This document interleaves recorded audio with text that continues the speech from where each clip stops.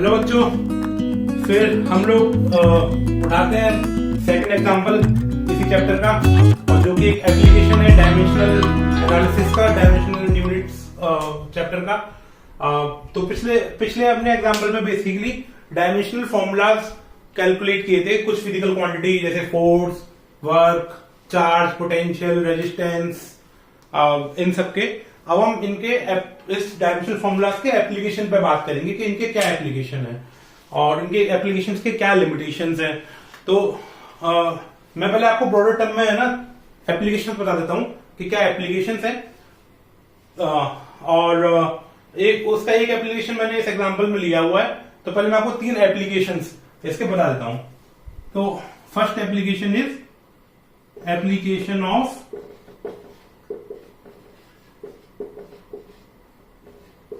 Dimensional analysis में लिखता हूं ऐसे।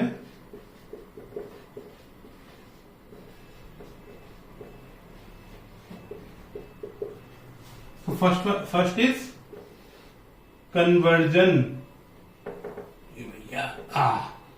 Conversion of units. हम एक यूनिट को दूसरी सिस्टम की यूनिट्स में कन्वर्ट कर सकते हैं।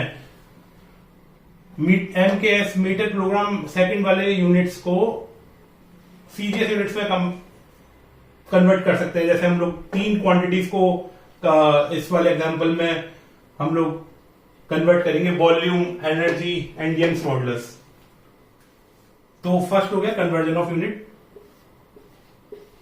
सेकंड है homogeneous equation validity.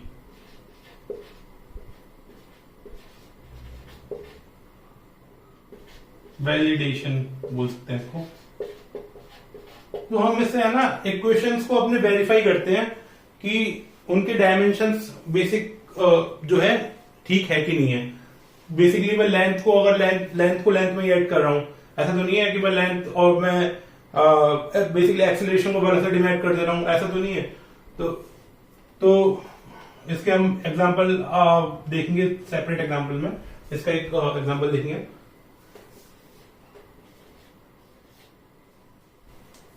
Third is identifying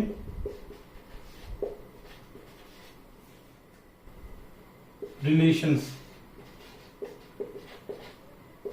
between physical quantity.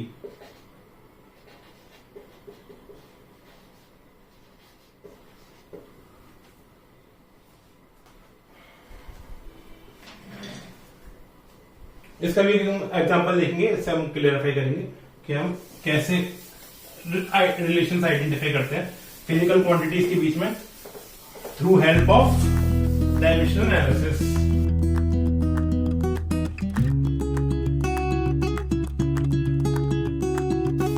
तो हम लोग पहले इस एग्जांपल 2 को भी वर्कआउट करते हैं। तो मैं ये पकड़ता हूं वॉल्यूम मीटर क्यूब में मुझे सेंटीमीटर क्यूब निकालने के कितने होते हैं। तो मैं सिंपल कुछ नहीं करूंगा, इन दोनों को डिवाइड कर दूंगा, 1 metre cube upon 1 centimetre cube, और इनको कन्वर्ट कर लूंगा इंडिविजुअल क्वांटिटीज को। तो 1 मीटर यानी कि 100 सेंटीमीटर का क्यूब अपॉन 1 सेंटीमीटर का क्यूब। तो ये हो गया 100 का cube into centimetre cube upon 1 का cube into centimetre cube. Centimetre cube ने सेंटीमीटर को मार दिया, 10⁶, यानी कि 1 metre cube equal to 10⁶ centimetre cube. Second example करते हैं, बहुत सिंपल था ये पहला एग्जांपल।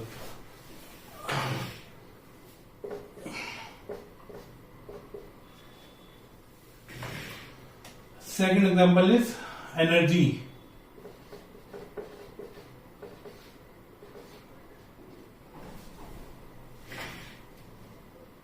को हम लोग जूल यानी कि क्या है, जूल मतलब न्यूटन इंटू मीटर, इसकी क्वांटिटी तो ये होती है। Force into distance. न्यूटन क्या है 1 kg into 1 metre upon second square. Mass into acceleration into 1 metre. Erg क्या है 1 जूल अपन 1 अर्ग क्या है 1 ग्राम इंटू 1 ग्राम पर second square into 1 sorry gram नहीं है सेंटीमीटर है, metre centimetre 1 centimetre into 1 centimetre, यानी कि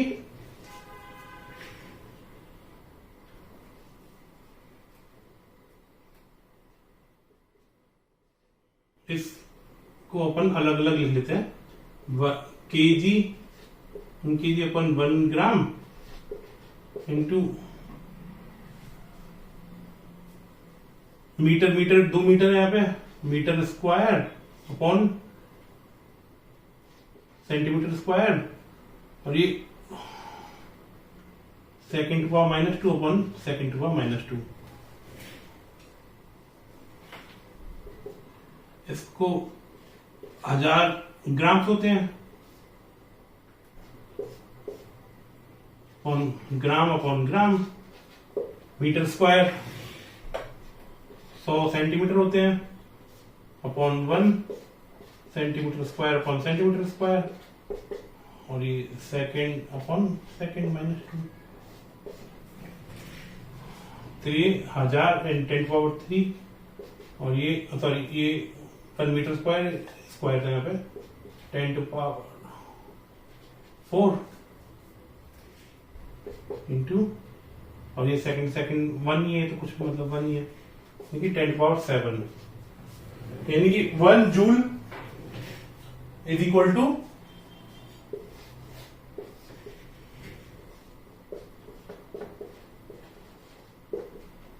10⁷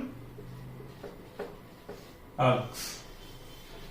ये मैंने एनर्जी की क्वांटिटी को ऐसा यूनिट से सीजीएस यूनिट में कन्वर्ट कर लिया। अब आते हैं तीसरे एग्जांपल पे, यंग्स मॉडुलस। यंग्स मॉडुलस है, इतना भी यंग नहीं है, ये 200-300 साल पहले डिस्कवर हुआ है, बहुत पुराना है। एक बार देख लेते हैं कि होता क्या है यंग्स मॉडुलस, जब भी मजा आएगा।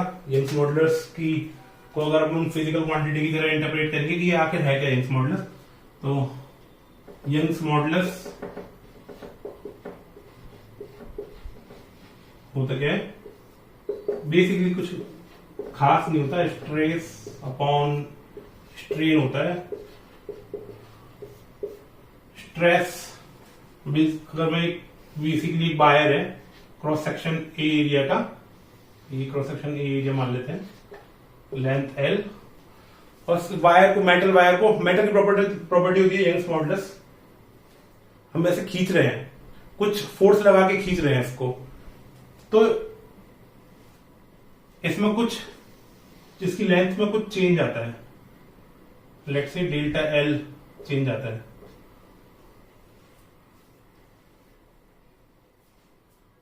तो वो चेंज कितना होता है, वही एक तरह से दोनों को डिवाइड करते हैं, स्ट्रेस और स्ट्रेन को, तो ये कांस्टेंट आता है जो उस मेटल की प्रॉपर्टी में काउंट होता है कि कितना डक्टाइल है मेटल, कितने फोर्स लगाने पे कितना वो खिंच जाता है अपनी यूनिट लेंथ में, उसी को हम स्ट्रेस, उसी को हम यंग्स मॉडुलस कहते हैं।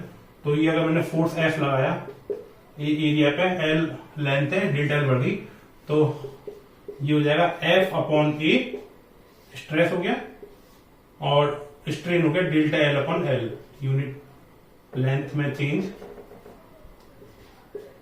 Upon length.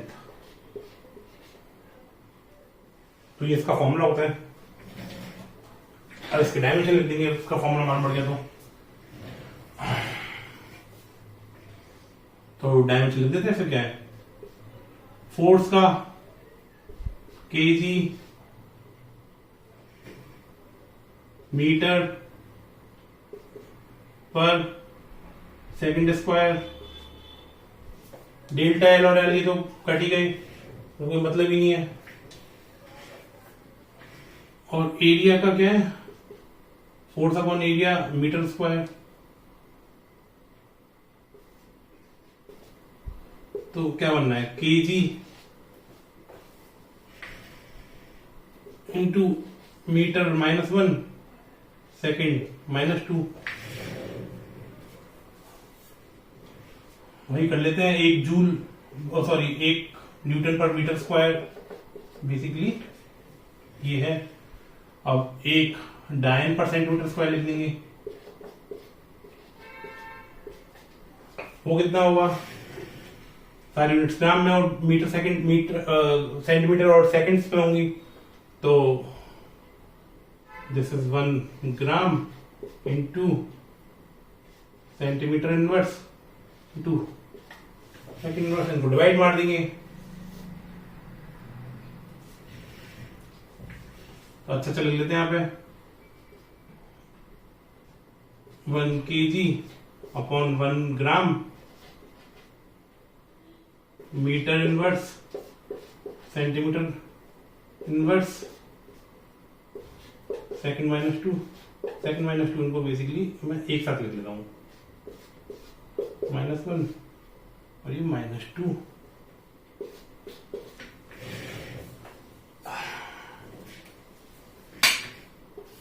और उनको कन्वर्ट कर लेते हैं, 1000 ग्राम्स इंटू 100 सेंटीमीटर -1।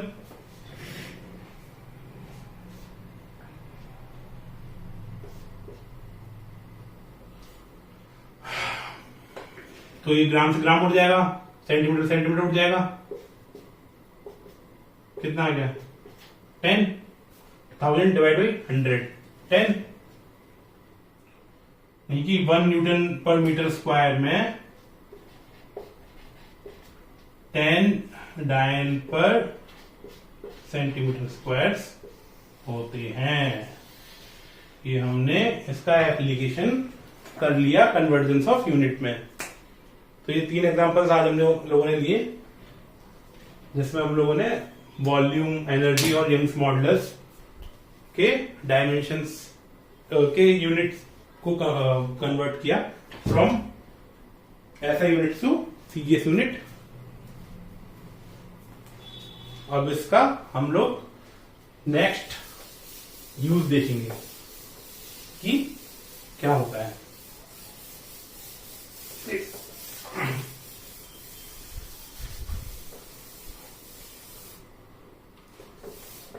तो बच्चों मुझे बताओ कमेंट सेक्शन में कोई अगर डाउट हो इसको समझने में, या और आप और वैल्यूज कन्वर्ट करना चाहते हो, गलत आ जाए आपके कमेंट सेक्शन में, प्लीज मुझे बताओ, मैं देखता हूं आपके कमेंट्स।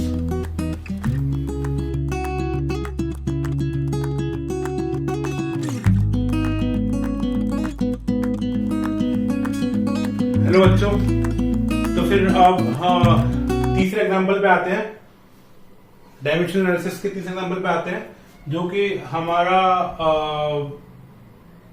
एप्लीकेशन है। और ये एप्लीकेशन है principle of homogeneity in the equation.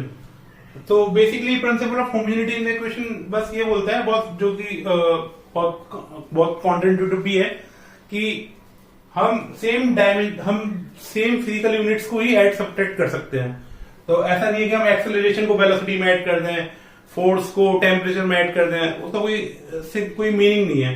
जैसे एक सिंपल इक्वेशन है F is equal to u t plus half a t square, S is equal to u t plus half a t square. तो अगर मैं इसके डायमेंशन एनालिसिस करूं तो U into t metre upon second into second plus half is dimensionless, ठीक है। A का dimension हो गया मीटर पर सेकेंड स्क्वायर एंड टाइम का डायमेंशन अगेन सेकेंड स्क्वायर। तो सेकेंड कट गए, मीटर प्लस मीटर, यानी कि हम देख रहे हैं कि सेम डायमेंशंस के same dimension same physical quantities ही है ना ऐड सब्ट्रैक्ट की सकती है। अब तो ये है ना, ये बहुत ही ब्यूटीफुल सा कॉन्सेप्ट भी है। कभी कभी जैसे आप भूल जाओ कोई कॉम्प्लेक्स इक्वेशंस वगैरह, तो आप डायमेंशंस चेक कर सकते हो उनके, और आप थोड़ा बहुत इंट्यूट कर सकते हो कि हाँ ये इक्वेशन में यहाँ पे गलती हो रही है। अब अगर अपन देखें इसको s equal to u t plus a t square लिख दें, तो इक्वेशन तो ये भी ठीक है, लेकिन हम जानते हैं कि ये मतलब distance covered bye a particle जो जिसकी इनिशियल वेलोसिटी यू हो, यूनिफॉर्म एक्सीलरेशन ए हो, तो वो ये गलत है। लेकिन ये इसके लिमिटेशंस हैं कि जो डायमेंशनलेस क्वांटिटीज में भी ये सही बोलेगा कि भाई हाँ ये भी होमोजेनियस इक्वेशन है। तो बट मतलब ऐसे हम डायमेंशंस निकाल सकते हैं अलग अलग क्वांटिटीज के। तो उसी के ऊपर एग्जांपल हम लोगों ने लिया हुआ है, जिसको अपन एक बार वर्कआउट करेंगे। तो distance covered by particle in time t is given by, let's see this equation, x is equal to a plus bt plus ct square plus dt cube. तो अब उनके डायमेंशंस निकालने हैं कॉन्स्टेंट्स के a b c d t cube के। तो लिख देते हैं। अब हमें x का डायमेंशन तो पता है l है। अब l है तो इन सभी टर्म्स के डायमेंशंस l ही होंगे, ऐसा नहीं है कि कुछ और होंगे। तो इससे डायरेक्टली मुझे मालूम पड़ गया कि a का डायमेंशन l है, क्योंकि a के साथ कुछ भी टर्म नहीं है। ठीक है, b के डायमेंशन पे आते हैं। तो b इंटू टाइम, यानी कि इसका डायमेंशन l होना चाहिए। तो b का डायमेंशन निकला है मेरे पे, b जो है l t माइनस 1 होगा इसका डायमेंशन। b का डायमेंशन l t माइनस 1 होगा, इसके अलावा कुछ नहीं हो सकता। c पे आते हैं। c into t square is equal to, इसका डायमेंशन l होना चाहिए, x के डायमेंशन के बराबर होना चाहिए, और टी स्क्वायर ये यहां से लेके आ रहा हूं मैं। तो c t square is equal to l, c का dimension l t minus 2। d का निकालते हैं, d into t cube is equal to l, वही सेम l रहेगा। तो इसका डायमेंशन क्या हो गया, l t माइनस 3। तो हमने ए बी सी डी के डायमेंशंस निकाल लिए। सिंपल सा एग्जांपल है, प्रिंसिपल ऑफ होमोजेनिटी ये एक्सप्लेन भी करता है। अब बढ़ते हैं नेक्स्ट एग्जांपल पे, जो कि हम देखेंगे कि रिलेशंस बेसिकली कैसे निकालते हैं डायमेंशन एनालिसिस से, जो प्रोडक्ट फॉर्म में होते हैं। तो उसका एक एग्जांपल मैं लेता हूं। इसके बाद हमारे इस चैप्टर की बेसिकली थ्योरी तो है ना पूरी कंप्लीट हो जाएगी। इस तक थ्योरी में कुछ बचता नहीं है इसके, बस हमारे कुछ एग्जांपल्स और हम बेसिकली एडवांस एग्जांपल ले सकते हैं आगे के लिए, वो हम समझते कैसे लेते हैं।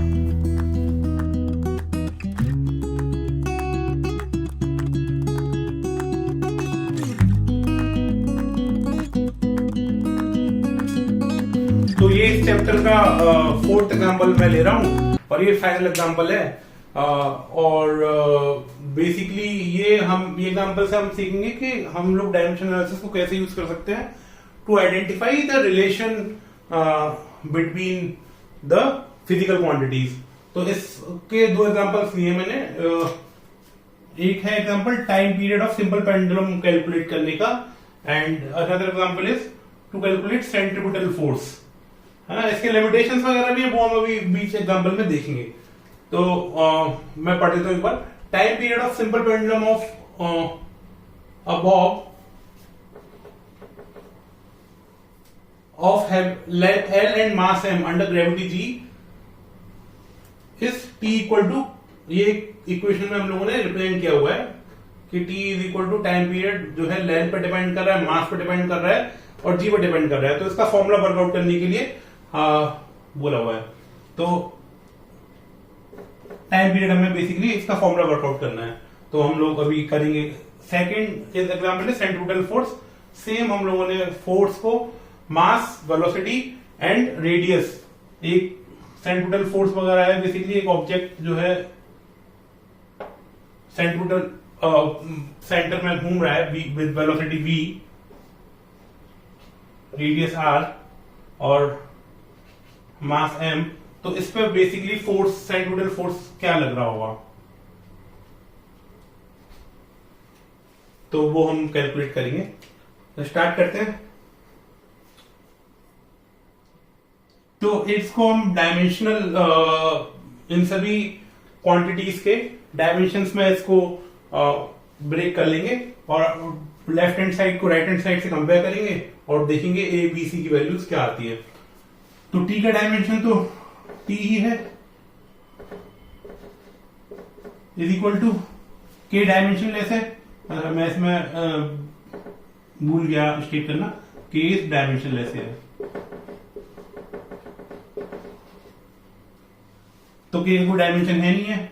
एल का डायमेंशन एल है, L to power A. N का डायमेंशन मास है, mass is B. Gravity is metre पर second, length upon time square का सी। तो अगर मैं ऐसे देखूं एल और ए, एक लेंथ पावर सी, ए प्लस सी ये हो गया,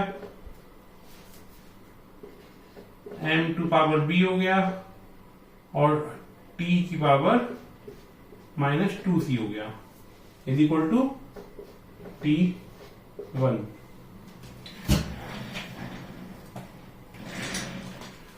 कंपेयर कर लेंगे तो दिख रहा है साफ साफ, T में अगर कंपेयर कर रहे हैं तो 1 is equal to minus 2c। B, M यहां पे ही नहीं है, इसे हम बेसिकली M 0, L 0, T1 है ये। तो B is equal to 0, A plus C is equal to 0। यही तो है, यही है। तो 1 बढ़ गया इसमें, C की वैल्यू -1/2 है, B की वैल्यू 0 है और A की वैल्यू -c है, यानी कि 1/2 है। डाल देंगे ऊपर वाले फॉर्मूले में, T इज इक्वल टू के एल, A की वैल्यू 1/2, M की वैल्यू 0, G की वैल्यू -1/2, यानी कि M तो 0 है, मतलब मास पे फर्क ही नहीं पड़, मास से फर्क ही नहीं पड़ रहा टाइम पीरियड का। चाहे ये कोई बॉब है, कितना भी मास का हो, अगर 1 kg का हो या 1000 kg का हो, इसको अगर मैं, अगर ये gravity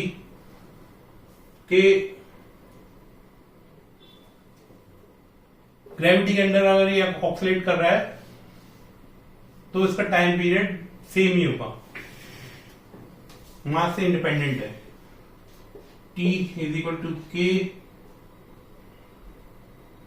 √L by G, G -1/2 यहाँ पे है।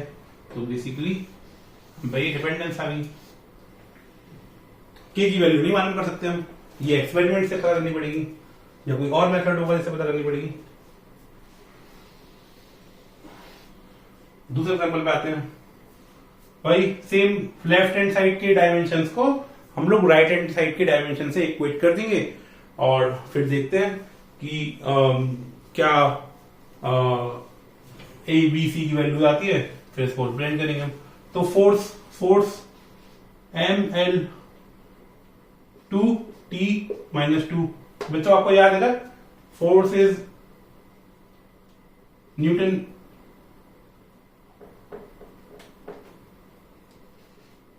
MA, ओके गलत है, MLT -2, sorry, MLT -2 is equal to M to power A